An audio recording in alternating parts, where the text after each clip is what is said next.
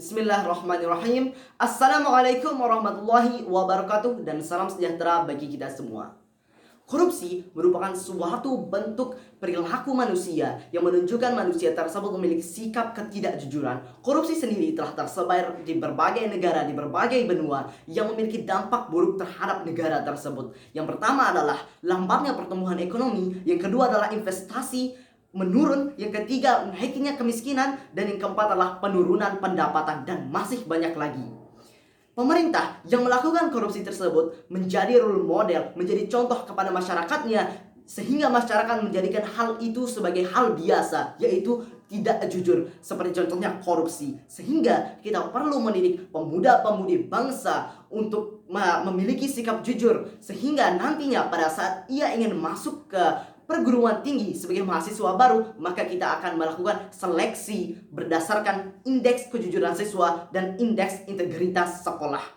Oleh karena itu, saya sebagai pembicara pertama dari tim pro setuju dengan mosi kita kali ini, yaitu di negara-negara dengan tingkat korupsi tinggi akan dilakukan seleksi penerimaan mahasiswa baru hanya didasarkan pada indeks integritas sekolah dan indeks kejujuran siswa. Adapun definisi mosi kita kali ini adalah yang pertama adalah indeks integritas sekolah. Indeks integritas sekolah adalah pengukuran kinerja institusi sekolah tersebut dengan berbasis kejujuran dalam proses pembelajaran. Adapun indeks kejujuran siswa merupakan pengukuran kejujuran siswa dalam proses pembelajaran di sekolah. Adapun mekanisme yang dapat kita lakukan adalah yang pertama adalah penerapan kurikulum yang dilengkapi instrumen kejujuran siswa yang diisi oleh orang tua dan guru. Yang kedua adalah simulasi praktik kejujuran seperti adanya kantin kejujuran ataupun perpustakaan kejujuran dan lain-lain.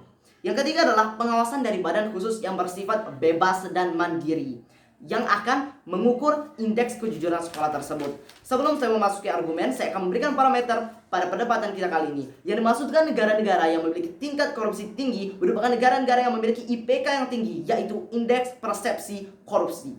Adapun argumen saya yang pertama adalah mengapa penting mosi ini akan diterapkan dalam seleksi mahasiswa baru di negara-negara yang memiliki tingkat korupsi dengan memperhatikan indeks kejujuran siswa dan indeks integritas sekolah. Adapun posisi yang kedua adalah dengan kita menerapkan sistem ini akan terjadi penurunan angka korupsi di negara-negara yang memiliki tingkat korupsi tinggi.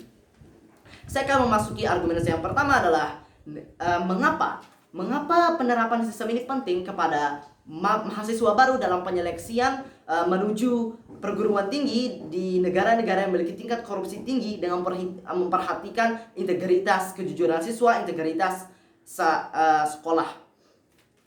Mengapa? Bahwa di negara-negara yang memiliki tingkat korupsi tinggi, yaitu negara-negara yang memiliki IPK yang tinggi, yaitu indeks persepsi korupsi.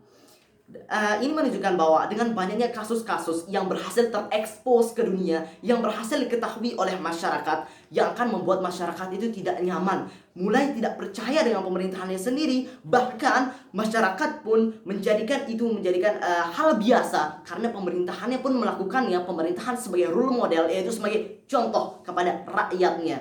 Sehingga apabila hal ini terjadi, maka akan terjadi pun korupsi antara kalangan bawah sampai ke atas, dan akan membuat korupsi itu semakin kuat. Nah, hal inilah yang kita perlu stop melalui penerapan mosi kita kali ini, yaitu seleksi mahasiswa baru dengan berbagai persyaratan yang telah saya sebutkan tadinya. Namun mengapa mahasiswa baru yang akan diseleksi?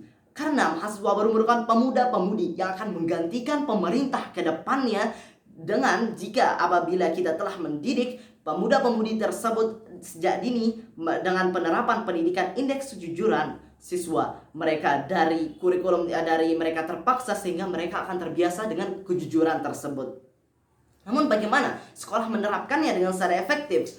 Yaitu dengan menambahkan kurikulum kejujuran, yaitu pertama dengan mungkin teori, dan yang kedua adalah praktik, dan yang ketiga adalah evaluasi. Praktik dapat dilakukan melalui kantin kejujuran, perpustakaan kejujuran yang telah saya sebutkan tadinya, dan evaluasi akan diberikan angket kepada orang tua, guru, ataupun masyarakat yang di sekitarnya untuk memenuhi bahwa bagaimana indeks kejujuran siswa tersebut. Saya akan masuk ke argumen yang kedua adalah bagaimana jika sistem ini diterapkan, maka akan terjadi penurunan angka korupsi di negara-negara yang memiliki tingkat korupsi yang tinggi. Kita dapat mengibaratkan ini sebagai domino, yaitu di mana yang dari ujung jika kita telah tidurkan maka akan meratakan semuanya sampai ujung terakhirnya. Itu sebagaimana jika kita mendidik anak-anak dari sejak dini dari sekolahnya dengan menerapkan kurikulum kejujuran, maka apabila siswa tersebut memiliki sifat kejujuran maka akan berefek kepada orang tuanya. Ia akan melihat anaknya bagaimana, dan anak pun itu akan berefek juga kepada gurunya, dan akan berefek kepada Dikpora, Kemendikbud, dan akhirnya sampai ke atas yaitu pemerintahan pusat, sehingga pemerintahan pusat pun tidak akan dapat melakukan korupsi dan tidak mungkin akan dapat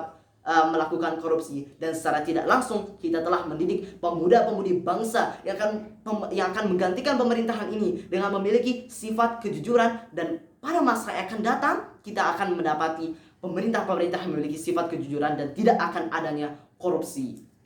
Oleh karena itu, saya sebagai pembicara pertama dari tim Pro sangat setuju dengan mosi kita kali ini, yaitu di negara-negara dengan tingkat korupsi tinggi, seleksi penerimaan mahasiswa baru hanya didasarkan pada indeks integritas sekolah dan indeks kejujuran siswa. Dengan demikian, jika kita menerapkan sistem ini, maka akan adanya pemerintahan di masa yang akan datang, akan adanya pemerintahan anti korupsi. Dan walaupun pada masa yang akan sekarang, seperti yang saya telah katakan pada sebelumnya, itu seperti sistem domino, maka tidak akan adanya korupsi di pemerintahan pusat.